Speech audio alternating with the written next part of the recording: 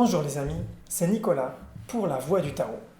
Aujourd'hui, je vais vous parler de langage, je vais vous parler de vocabulaire et je vais vous parler de taoïsme. Il s'agira de voir ensemble quel serait le mot le plus approprié pour désigner l'ensemble des arts martiaux chinois.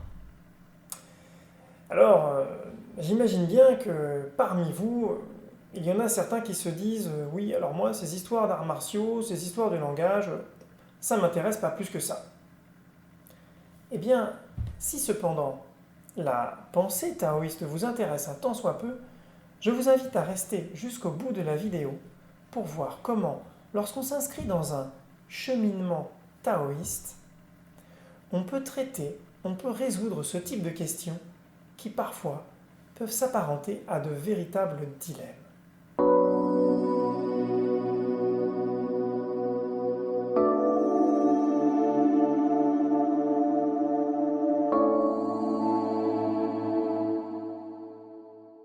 Les mots que nous allons départager aujourd'hui sont les mots Kung Fu et Wushu.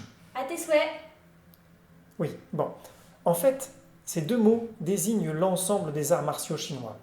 Alors, lequel utiliser et en quelles circonstances? Pour répondre à cette question, on va d'abord s'attacher à comprendre ce que signifient réellement ces deux mots.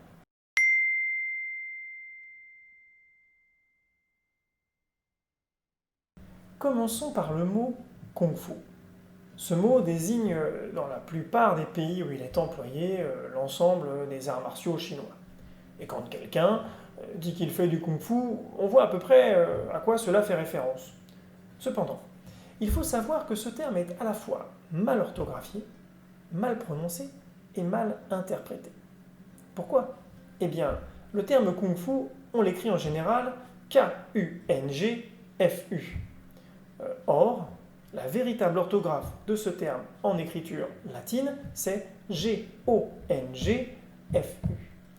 En effet, cette orthographe K-U-N-G vient d'une ancienne transcription de la langue chinoise en lettres latines.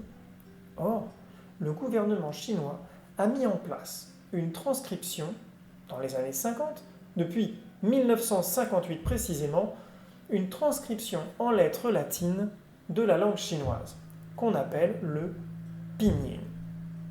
Or, la transcription en pinyin du terme Kung Fu s'écrit G-O-N-G. Alors certes, le terme qui est resté dans les mémoires, le terme qui est devenu d'usage courant, eh bien lui, il a gardé son orthographe K-U-N-G, qui est aujourd'hui pourtant, en principe, désuète.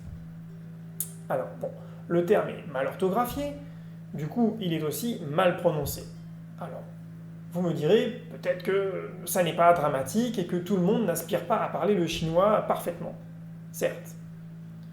Maintenant, ce qui est un peu plus gênant, c'est que son interprétation aussi laisse à désirer. En effet. Voyons un peu ce que signifie le terme. En chinois, le terme Kung Fu est composé de deux caractères. Le caractère Kong, qui signifie mérite, et le caractère Fu, qui signifie homme ou mari. Alors, le terme peut donc se comprendre comme un homme qui aurait du mérite. Mais en fait, le terme complet a un sens qui n'est pas l'adjonction des sens des deux caractères qui le composent, mais qui a un sens propre. Et on traduit en général ce terme Kung Fu par habileté ou art. On pourra ainsi désigner une pratique par le mot Kung Fu. On dira de quelqu'un qui fait de la calligraphie, par exemple, qu'il a un bon Kung Fu en calligraphie, ou bien un cuisinier, un bon Kung Fu en cuisine. Et de même, quelqu'un qui pratique les arts martiaux aura un bon Kung Fu en art martial. On peut donc imaginer que les Occidentaux découvrant les Chinois pratiquant les arts martiaux ont entendu dire d'une personne qu'il avait un bon kung-fu en art martial. Et ils auront fait cette confusion, cet amalgame entre le sens du mot qui désigne la qualité de la pratique et le sens du mot qui désigne la pratique elle-même. Et finalement, Aujourd'hui, le terme s'est répandu et est devenu une référence. On peut dire que même en Chine, aujourd'hui, le terme Kung Fu est orthographié de cette façon-là, est compris et reconnu. Voilà.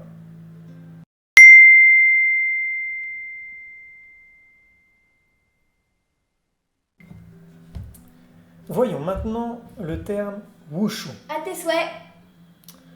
Merci. Alors, il est lui aussi composé de deux caractères. Le caractère Wu, qui signifie martial, combat, militaire, et le terme Shu, qui lui signifie méthode, technique ou art. Le mot complet étant lui clairement traduit par art martial. On peut donc dire que, en chinois, le mot qui désigne les arts martiaux, c'est sans ambiguïté le terme Wushu.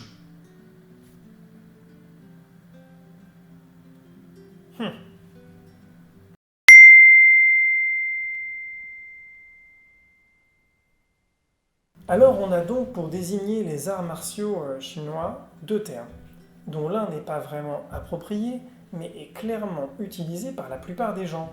Et c'est à peu près le seul terme qui soit compris en dehors de Chine. L'autre, lui, par contre, est le terme adéquat, mais il n'est compris que des gens qui parlent chinois ou bien des spécialistes des arts martiaux chinois. La question qui se pose à moi, c'est donc de savoir quel est le mot que l'on doit utiliser, qu'est-ce qui est le plus pertinent. Eh bien, en fait, ce type de dilemme de langage existe dans de nombreux cas. Par exemple, si je demande à quelqu'un de me dire combien il pèse, il n'est pas improbable qu'il me réponde que son poids est de 60 kg. Alors là, je peux décider de lui dire que ah non, là, sûrement pas, ça c'est pas possible, parce que c'est la masse qui peut être de 60 kg, le poids, ça ne se mesure pas en kilos, c'est une force et ça se mesure en newton. Bon, si je dis ça, je risque de passer pour un casse-pied qui veut toujours avoir raison. Alors face à ces dilemmes, je pense qu'il y a grosso modo trois attitudes que l'on peut adopter. Soit on décide de suivre toujours le mouvement et de faire comme tout le monde. En l'occurrence, on dira Kung Fu parce que c'est le terme usuel et puis que tout le monde comprend. Voilà. On peut aussi choisir d'adopter l'attitude opposée. Et là, on dira Wushu parce qu'on est rigoureux, parce qu'on veut s'exprimer correctement et parce qu'on estime que c'est comme ça qu'on fait en Chine, donc on fait comme les Chinois.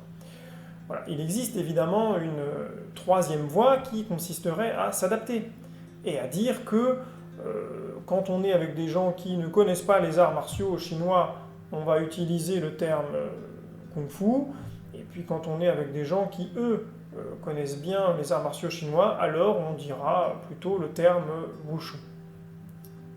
Alors, que ferait le taoïste?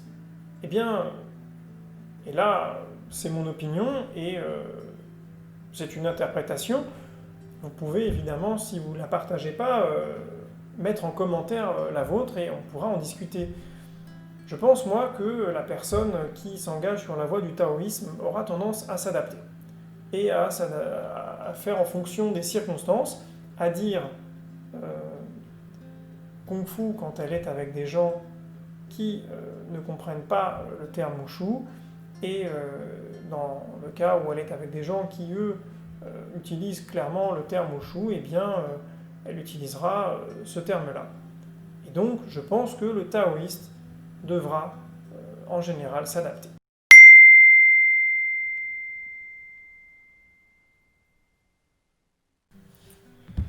Petite conclusion taoïste.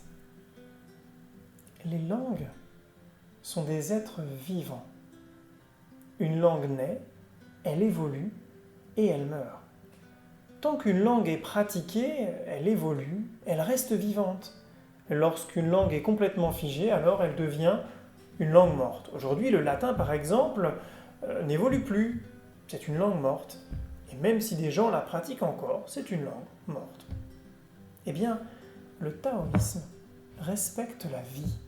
Le taoïste n'est pas celui qui met un barrage sur la rivière. Le taoïste est celui qui va faciliter l'écoulement de l'eau. Alors parfois, à vouloir trop en dire, on finit par se montrer clivant. À vouloir être élitiste, on finit par se montrer prétentieux. Alors pour éviter ce type d'écueil, je vous livre cette petite citation de Lao Tzu. Ceux qui parlent ne savent pas, ceux qui savent ne parlent pas. En attendant les amis, je vous dis à bientôt pour notre prochaine vidéo et d'ici là, prenez soin de vous et prenez soin des vôtres.